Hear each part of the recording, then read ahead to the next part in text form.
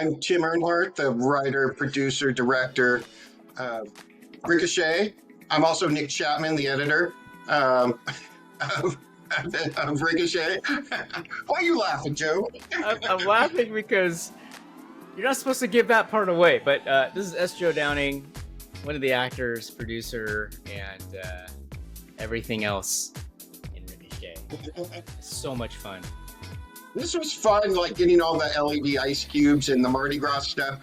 And the whole inspiration was a Mardi Gras party was because we had just gotten back from New Orleans from a film festival for the movie Safe.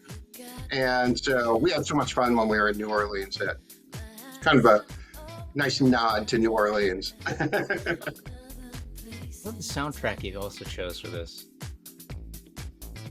Yeah, I find this music to license. It's a DJ I listen to, and he has about 30 songs to license for like $150. But all the other songs, you have to license through like Universal or something. That'll cost like $5,000 or $10,000. It might be cheaper nowadays than it was back then because there's a lot other people are licensing music a lot easier for short films now than they were back then. And I just have to say, I wrote in this vault when we found this location. There wasn't a vault in this, but I wrote it in because it was just so cool.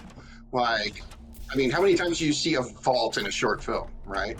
A real vault, and that sucker was heavy. Yeah. You were behind it too at some points, closing it. Closing it, yep, making sure it doesn't hit. And we have Gianna. How did you find Gianna? I was just friends with her and asked her if she wanted to be in a movie. And then this was a different house that we shot at over a weekend. These are supposed to be the same locations. Like that's supposed to be the basement. This is supposed to be upstairs. I just remember once we finished shooting after a couple days in that location, it started snowing. We got like, I don't know, like a foot of snow. Like we all got home okay, like right before we got dumped on by snow. I don't even remember that. Now, Corey, this is our DP Corey, spot. that's you. And then there's a Yuba again behind the other mask. These masks were cool, by the way. Yeah. Oh, yeah. Where am I? Corey is Matt, our cinematographer. It's his daughter. Matt Fleming. Matt Fleming, yeah. And then there's Kate in that mask. Kate was my girlfriend at the time, right? She Yeah. wasn't my wife. Yeah. That was a good test. It was right before you got married. We shot this. Oh, okay. So we already knew. I don't see him. It wasn't like, hey, do you want to play a psycho masked killer in a movie? Deep secrets. Nice. Nice slide move. Yeah, all of this was interesting shooting in this house. I mean, the owner was really cool about letting us shoot in here because it wasn't like an Airbnb. Uh, and so we just rented the whole house out for the weekend. Beautiful house.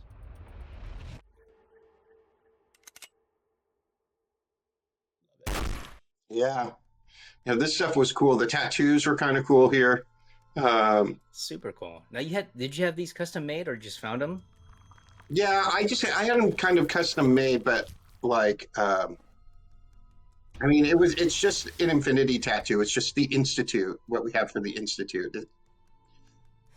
I was just trying to use something generic that I wasn't going to get sued over. You died. Good point. I didn't even think about that.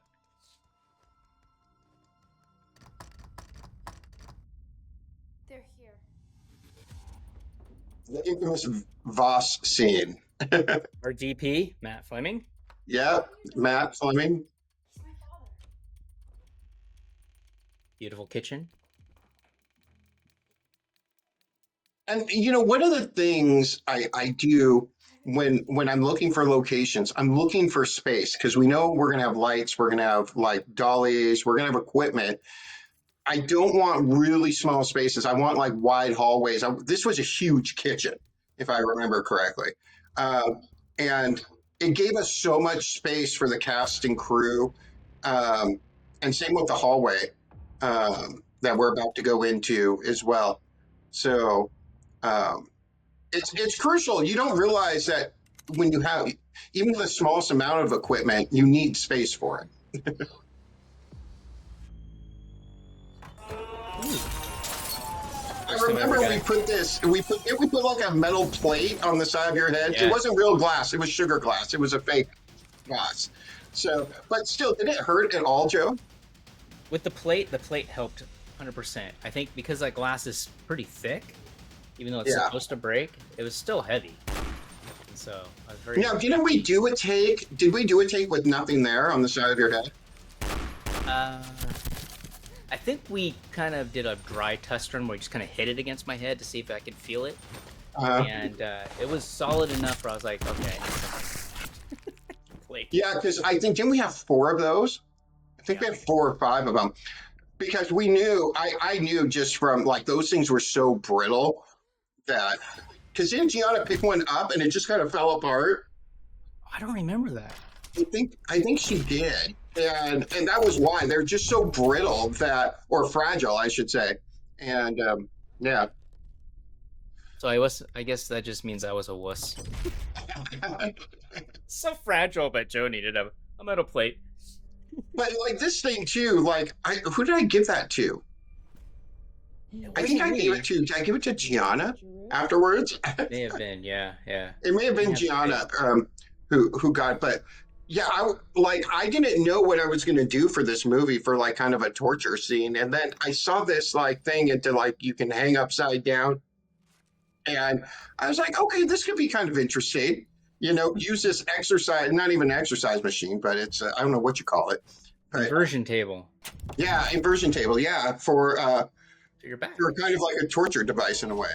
You know. I remember rehearsing this with Caitlin, my wife, who was behind the mask, not that one, the other one. Not upstairs. And just kind of working with her on how to be kind of creepy, Yeah. kind of seductive. And I remember doing the scene with her, and she screamed. Like, what we're supposed to do? It's hard. Like Gianna had never acted before. Kate had never acted before either, right? Right. And so you have these 2 non-actors trying to act, and I think for what I think they did good for for the material I gave them, and I don't think we were asking too much from them at all. So Wrap it up. She's a liability. Good old Yuba. Kill her and bury yeah, her. You're right. We have no use for her. I think that was Gianna's voice. Actually, I think we re-recorded Yes. Yes. it. I love all this slow motion here that happens. I am, after this, Tim, you've made me a slow motion lover. Just adds so much suspense. But it's cool. We're going from slow motion from a Yuba to regular motion with her, and then go back to slow motion. If you integrate them correctly, it just works. Yeah. I think I did a pretty good job integrating them. The one thing is, if you shoot in slow motion, you can always speed it up if you need to. It's just hard to make it look good slowing it down. I love that shot too. Yeah. Good job. So that was a slider, right? Yeah. Dad, I want a voice.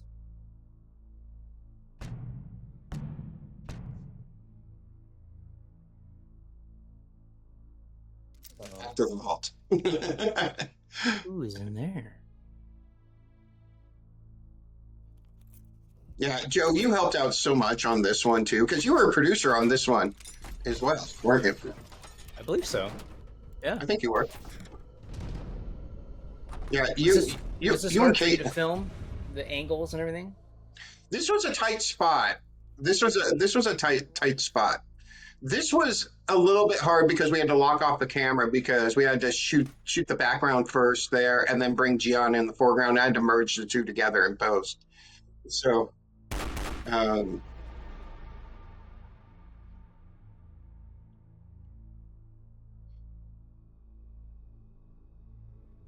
Yeah, the vault was a little bit tight because we were draping all the poly sheeting all over to just kind of cover everything up. No, wait! She did really good there for Yes. I do remember us grabbing at all the cushions that we could so she can fall on.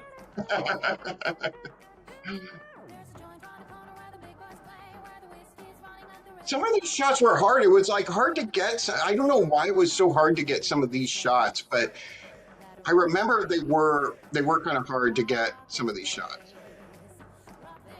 Oh, I I do was- remember You're that. down on the floor closing the vault door there. I am. I'm pushing this with my legs. Using my legs. But I like do people remember- don't think about like little things like that, like oh, she's walking out, we want the door to close to have the title on there. Like you Yeah. got to think of all these things in advance. I mean, you can't really make it up on the day, you know, because you'll spend so much time just trying to figure out what it is you want. Like I kind of knew how many credits I was going to have, but I always shoot for more, and so yeah, we're just these are just still shots, you know, Okay. and real footage in between them all. And it was so funny. So Robert Slump, who did the music, Yeah. throughout the whole thing, he did the music for it. But I licensed it from him. He was doing some original music for it, and I did not like the original music he did.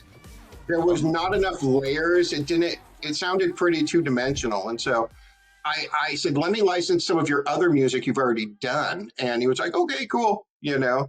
So, Yeah. but yeah, he did some good work. His music was really good. I think I used it on Safe as well. Well, thank you for joining us. Yeah. And thank you, Joe.